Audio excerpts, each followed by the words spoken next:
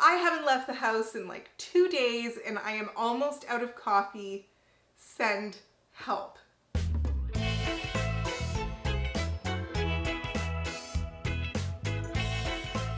Hey there everyone, I'm Jen and welcome to Cashmere and Cocktails. I have nothing else to do with my time. I decided to do a 3-ingredient recipe taste testing. All of these recipes are from Tasty. They looked like wins when I watched their videos, but I don't really know how they will turn out for us today.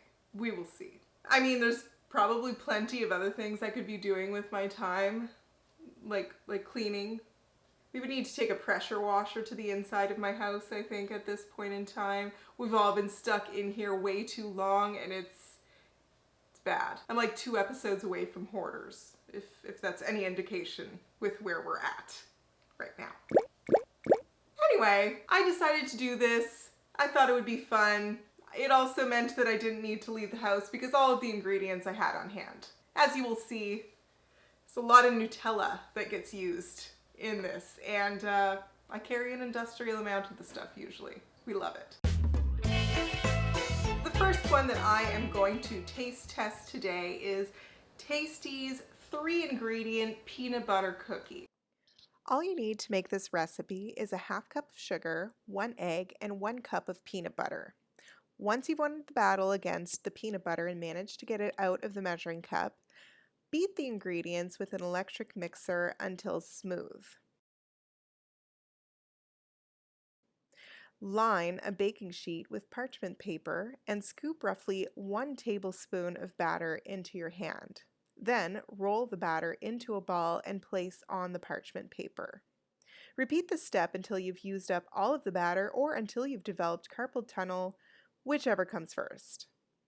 Once you've managed to roll the dough into more balls than I've personally seen in my life, smush them with a fork to create a crisscross pattern.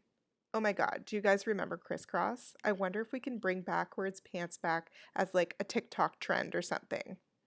Anyway, once you've sufficiently smushed your cookies, throw them into a preheated 350-degree oven and bake for 10 minutes. After they were baked, once you let them cool, they do look legit. I thought that they'd be undercooked, but as you can see, they look perfect. So I will taste.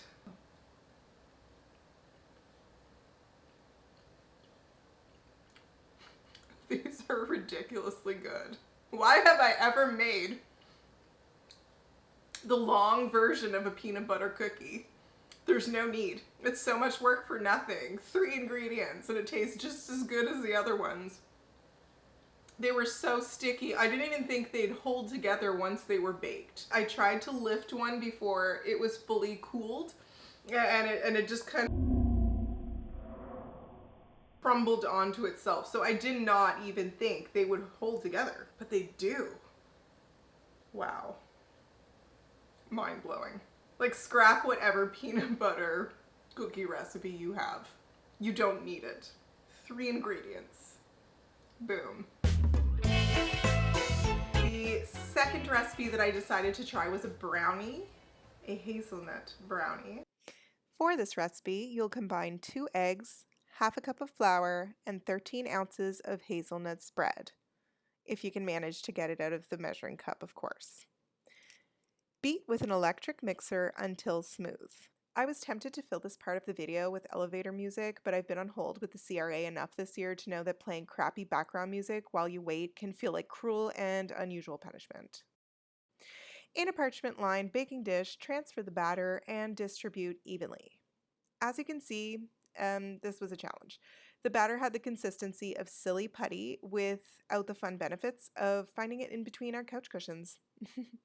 I'm joking. No, but seriously, am I the only parent that doesn't allow silly putty or slime in the house anymore? Anyway, pop the baking dish into a preheated 350-degree oven and bake for 15 minutes. And this is what it looks like. Perfect. And there's even that like crust on the top that perfect brownies have.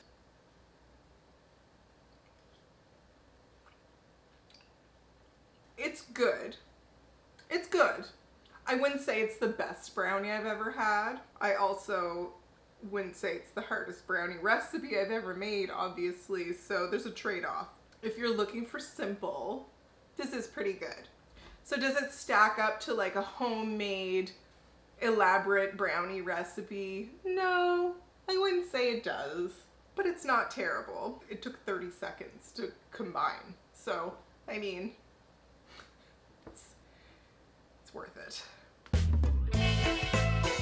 The last 3-ingredient recipe that I decided to try was a Oreo cookies and cream fudge. For this last recipe, combine 18 ounces of white chocolate chips and 14 ounces of sweetened condensed milk.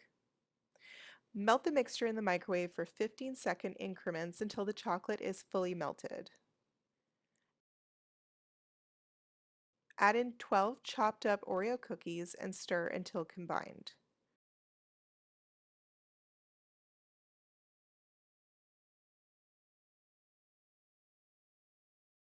Pour the melted chocolate mixture into a parchment paper-lined dish and spread evenly. The fudge will have to chill for 2 hours until firm, which gives you the opportunity to clean up and eat the remaining Oreos left over in the box. Now I'm going to confess that I'm not the biggest fudge fan, just because it's really, really sweet, but I do like cookies and cream.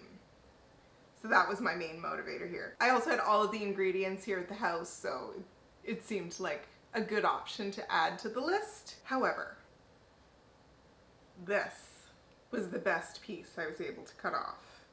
I don't know if you can see how mushy this is, but I think it's fair to say that this fudge never set. I don't know if I did something wrong. I mean, I feel like I followed the instructions. It just did not turn out. I would not be able to serve these to anyone, but maybe it'll be delicious and it won't matter because most times I don't share anyway. Let's taste this. I'm almost scared. I feel like it's going to be okay.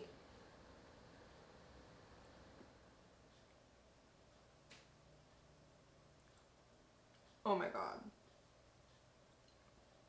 That's the sweetest thing I've ever tasted. It's like taking a spoonful of condensed milk. Oh God. I understand like fudge is really sweet, and that's why I don't gravitate towards fudge, but you know, consistency alone to me would make this recipe a total fail, but it's not that tasty either. I mean, ugh, gross. It's like Play-Doh. It's like playing with Play-Doh. Oh no, gross. 3-ingredient peanut butter cookie. You're a win. You are a win. You're like, amen. Thank you, baby Jesus.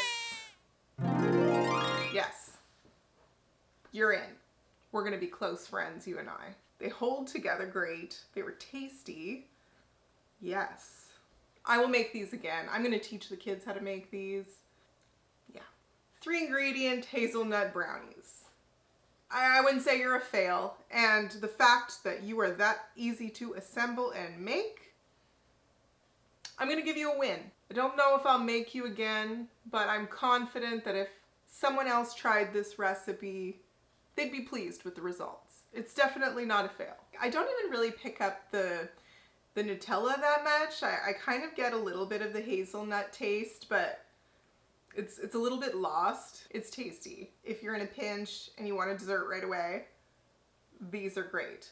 Also, I would like to say that I used some of this batter as a mug brownie. I scooped a bunch of it into a mug and nuked it for a minute, and it was also delicious. So if you're too lazy to even put it in a pan, just microwave it. Oreo fudge. Fail. Like massive fail. I don't know what happened. Maybe it's me. I don't know what I did wrong. I mean, I think I followed the recipe the way that I was supposed to. It was gross. I don't even know if it's set properly, if I'd like it. If I want to eat fistfuls of white chocolate drizzled with condensed milk. I'll just do that in a cereal bowl. Is Nutella a thing in other countries, or is it just a Canadian thing? Is it Nutella? Do you say Nutella or Nutella? Nutella? Nutella? Am I not pronouncing it right? I should have my own little dictionary. I have no idea. It's delicious. It doesn't matter what you call it.